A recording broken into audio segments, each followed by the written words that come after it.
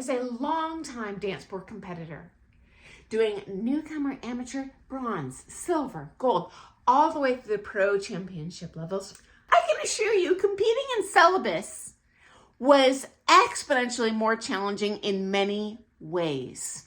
Here goes. Number one, on that comp floor, you are given a 90-second window at most to paint a beautiful picture for the judging panel. So in open competition, it's much like being given 90 seconds to paint a beautiful landscape, and you're given a full palette of colors to choose from, many tools. You don't have to stick to a certain number of figures in this particular order, so you can really choreograph to your strengths. You're great at reverse turning figures? Heck, do all reverse turning figures. You're great at acceleration, deceleration? Woo, you're really flexible, put a ton of picture figures in there. Good luck painting in that syllabus floor when you are given a palette with 3 colors, red, blue, yellow. Okay, 90 seconds. Make your masterpiece with these extremely limited tools, with your extremely limited experience level. Oh my goodness gracious, you are climbing Mount Everest there, my friends. My heart goes out to you.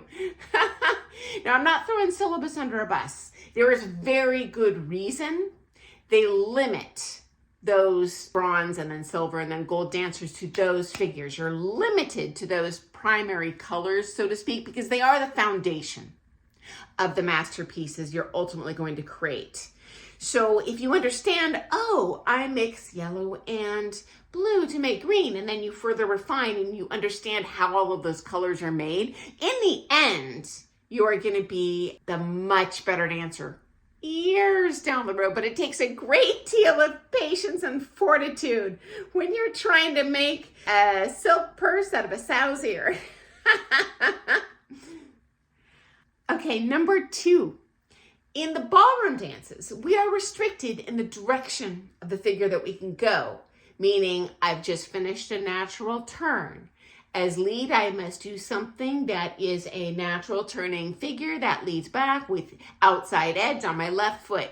You're really restricted on how you can truncate these figures together, which means you need to think far in advance what you're going to do next.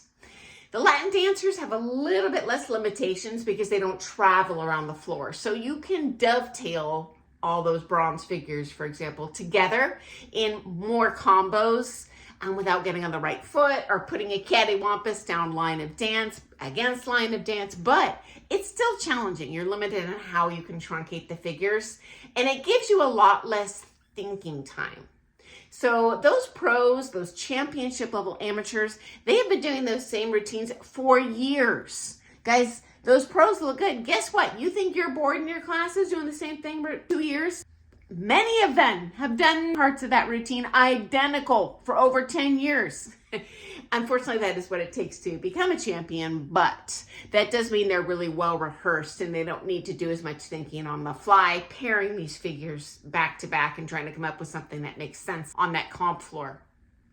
Number 3, the ballroom dances travel.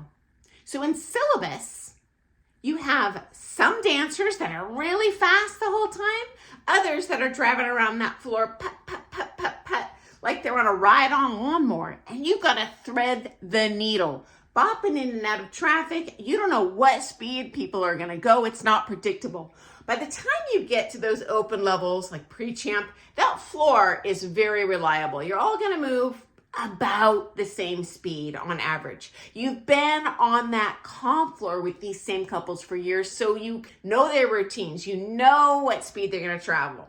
So much harder in syllabus when you're playing a game of pole position. Okay, number 4, predictability. In syllabus, the competitors are exponentially less experienced. They get confused on that comp floor. They're nervous. They forget where they're supposed to go next. Most of them do not have their head in the correct position. So if I'm dancing championship level, I'm going to be looking where I'm going.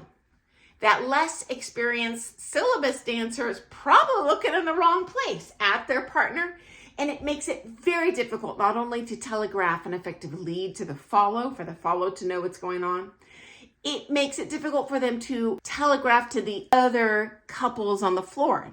Hey, I'm going to be going this way next. Let's stay out of each other's way. And it creates all sorts of extra hurdles. You know what? You're just trying to run a 400-meter sprint, and now you've got all these hurdles on the way in, moving hurdles that are coming back in line of dance, stuff that you are just not expecting. You don't have to worry about that stuff once you get to those more experienced open level comp floors, okay? So final thought, friends, if you are currently competing in syllabus, respect to you for sticking to it, because you guys, it is hard. And in some ways it's going to get harder in terms of, acceleration, flight, but in many ways that comp floor is going to get way easier when you get to those higher levels. So all the pros really respect you for what you're putting up with out there, and we've been there ourselves. I promise you that.